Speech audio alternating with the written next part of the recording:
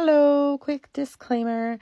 This is going to be a little bit long of a video. I don't remember who it was, but somebody had asked me to show a slow down how I do the start of my jelly roll rugs. So I'm going to do that right now. I like my jelly roll rugs with this side on the outside, like the finished edge to be this edge and not this edge. So keep that in mind. Mine also end up to be approximately 30 inches wide and about 41 inches long. Okay, so the first thing I'm going to do is with this open side facing up, I'm going to measure out 11 inches. Okay, so I got, there's 8, 9, 10, 11. So I've got 11 right here.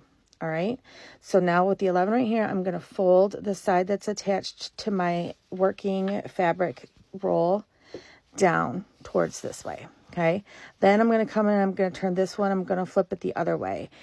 Now you can do it however you want. I just like the way that this folds better. I like the way it lays better when I do it like this. You can fold it both the same way. You don't even have to fold it. You can just wrap yourself around and sew over that. But I like to fold it. This is how I do it. Okay, now I'm going to turn these this way. All right. So with them facing this way, I'm going to pin here and here. And I've got these, I saw somebody over the summer using these extra long pins.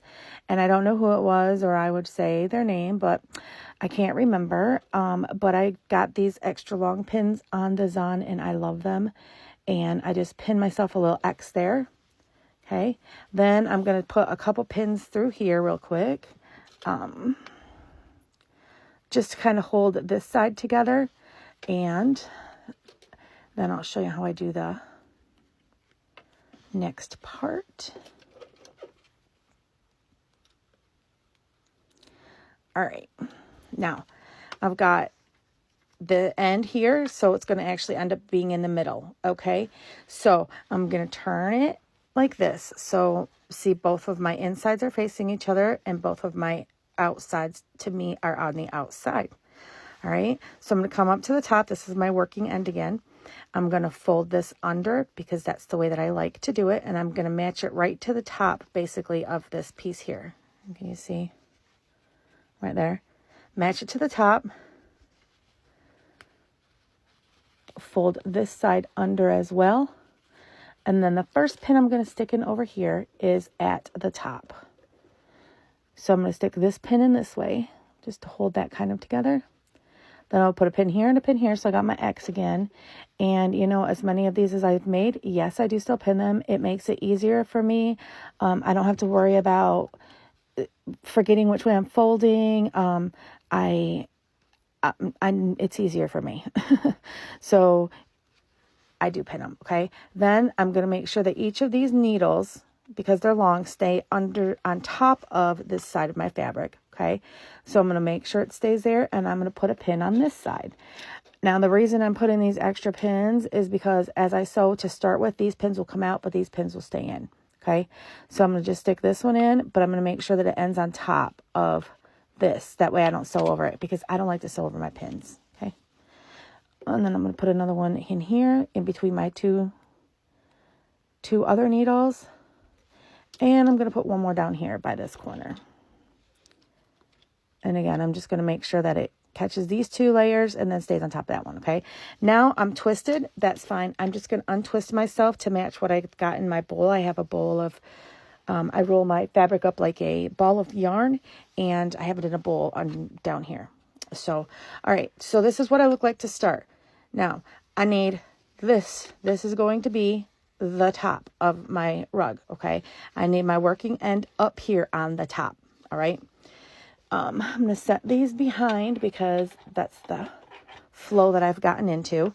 I'm going to pull up a little bit more of this working fabric. If I say yarn, I am sorry. I'm not meaning to say yarn. Oh, I don't even have my machine turned on. Good Lord. Hold on. Okay, I got my machine turned on. I'm going to use the zigzag stitch. I have found that my machines all need to be set at a different settings, but the settings that I have on this machine is my width is at a 6 and the length is at a 2.5. I have a little cheat sheet card over on the side over here where I have like what I need written down for the machines that I like to use. Okay, so this is the extra that I pulled up, right? So I'm going to stick that under there so that it's not caught in here. All right, now let me get you a little closer. Okay, so the first thing I'm going to do is I'm going to start my needle in here. I'm going to sew backwards, forwards to there. Then I'm going to back up to here. Then I'm going to turn it. I'm going to go backwards all the way down to the end. And then I'll do the same thing when I get down to that end. When I get down to this end, I'll backwards to here, turn it, backwards, forwards, go back to here, turn it, and then I'll go this way. Okay, I'll show you what I'm doing. So I'm going to take out these corner pins over here. That way I don't mess anything up. All right. And a second disclaimer, I have not changed my needle in a couple of rugs, so hopefully I don't need to change it right now because I'm trying to conserve a little bit of money with the needles since the purple tip needles don't work in my machine. Okay, so I'm going to stick my needle down in there. I'm going to go forward 1. I'm going to back stitch 2 or 3. 3. Then I'm going to go forward all the way to here or so. And I'm taking this part slow because it is thick. Okay, and then I'm going to go back to the middle.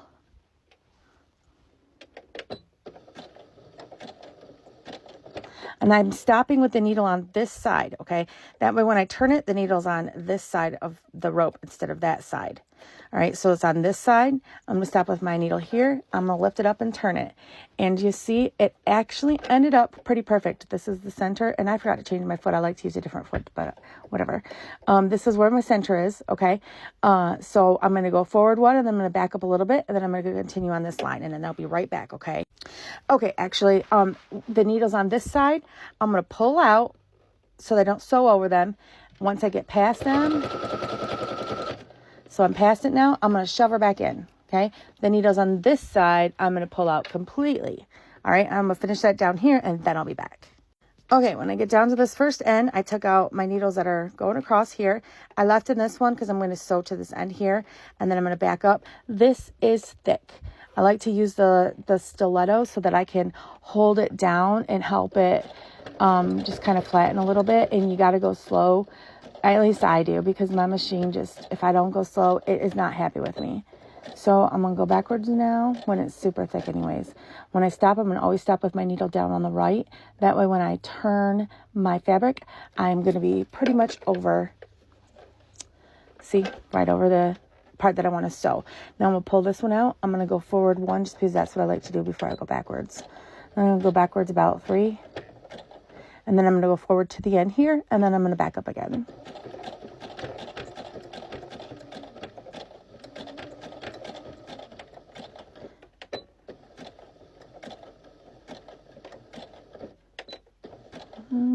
I went too far. Okay, so I got to stop with the needle on the right, okay? So I did go too far. Now I'm going to turn it. I'm going to go forward 1, then I'm going to go backward 2 or 3. I'm going to go down to this end.